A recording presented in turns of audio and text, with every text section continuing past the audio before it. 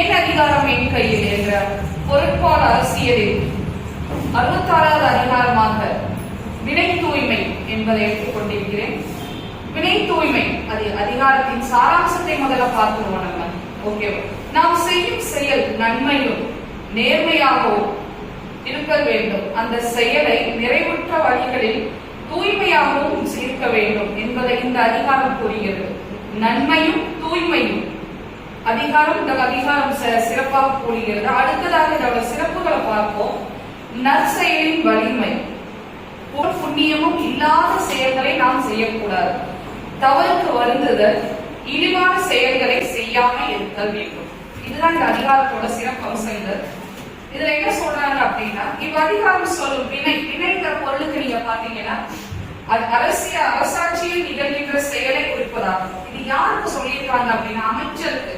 ஆனா ஒரு சிறப்பு என்னன்னு பாத்தீங்கன்னா, எந்த அதிகாரத்திலும் அமைச்சருக்கு ஒரு வார்த்தையை கூறாம சான்றோர் என்று கூறிக்கொண்டு மக்களுக்காகவும் சான்றோருக்காகவும் சொல்லிக் கொண்டாங்க. இது யாருக்கானது? அமைச்சருக்கான குணாதிசயங்கள் தான் இந்த அதிகாரம் பெருமையா பேசப்படுகிறது. அறம் சார்ந்த எதுவும் அது எத்தனை செல்வத்தை கொடுத்தாலும் அதை நாம் செய்யக்கூடாது என்பதுதான் இந்த இதோட முடிவு. அப்ப அமைச்சருக்கு என்ன பொறுப்பு? அமைச்சர் அரசருக்கு ஒரு அட்வைசர் மாதிரி. அப்ப அறம் சார்ந்த செயல்களை தான் அவர் செய்யணும். நல்லவைகளே செய்யணும், தூய்மையானதாக செய்யணும், புண்ணியம் தரக்கூடிய புகழ் தரக்கூடிய செய்கைகள் எதுவோ அதைதான் அரசருக்கு அவர் ஒரு அட்வைஸா கொடுக்கிற மாதிரி இருக்கும். இவர் அந்த மாதிரி செயல்கள் எதெல்லாம் செய்யக்கூடாது, இங்க எதெல்லாம் செய்யக்கூடாது அப்படிங்கறதையும் இந்த குறள்ல வள்ளுவர் நமக்கு சொல்லிக் கொண்டிருக்கிறார். நற்பெயரும் நன்மையும் தராதவை. அந்த மாதிரி எந்த செயலா இருந்தாலும் அதை செய்யக்கூடாதுங்கிறார். நமக்கு நற்பெயர் வராத எந்த செயலையும் செய்யக்கூடாது. அப்ப இது ஒரு ஒளிவு பொருளா சொல்றாரு. எந்த தீய செயலும் செய்யக்கூடாதுங்கிறது தான் இந்த மாதிரியான ஒரு வார்த்தை வருகிறது. மதிப்பை குறைப்பவை. நமக்கு இருக்கக்கூடிய மதிப்பு குறைக்கிற மாதிரி எந்த செயல்கள் இருந்தாலும் அதை செய்யக்கூடாது அப்படிங்கிறார். அடுத்தது பெரியோர் படிப்பவை.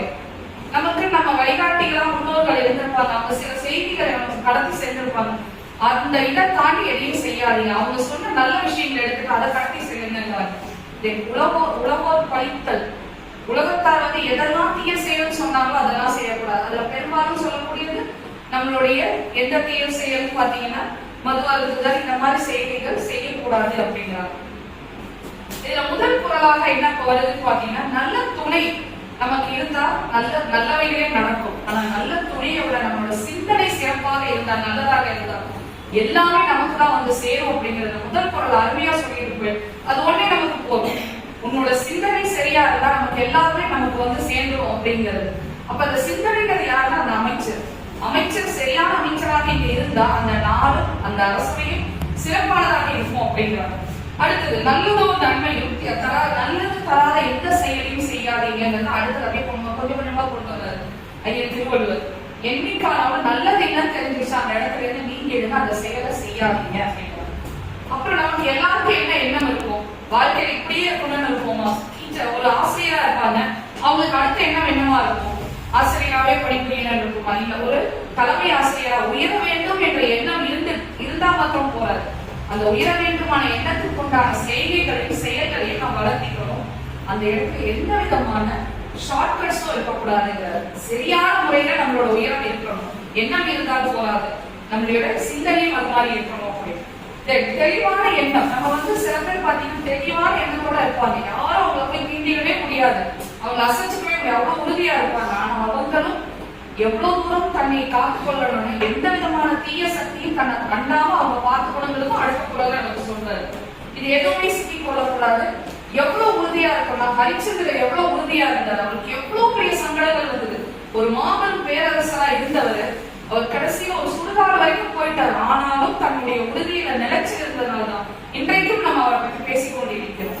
அடுத்தது பாத்தீங்கன்னா, நான் என்ன செய்தேன் அப்படிங்கிற ஒரு எண்ணம் நமக்கு வருது. நான் என்ன செஞ்சுட்டேன், ஐயோ இப்படி செஞ்சுட்டேனே அப்படிங்கிற வருத்தம் நமக்கு இருக்கக்கூடாது. எந்த ஒரு செயலையும் நமக்கு வருத்தம் இருக்கக்கூடாது. பெற்ற தாயின் பசிய போக்க இயலாத நிலையிலும் நம்ம எந்த தீய செயலுக்கும் போகக்கூடாது என்று வள்ளுவர் ஐயன் வருவது திரும்ப நமக்கு கூறிக்கொண்டது. ஒரு அரசவைக்கு சரியான அமைச்சர் எப்படி இருக்கணும், இந்த குணாதிசயங்களோட இருக்கணும் என்று கூறி இந்த வாழ்க்கைக்கு அத்தனை நல்ல நன்றி போய்விடுகிறேன்.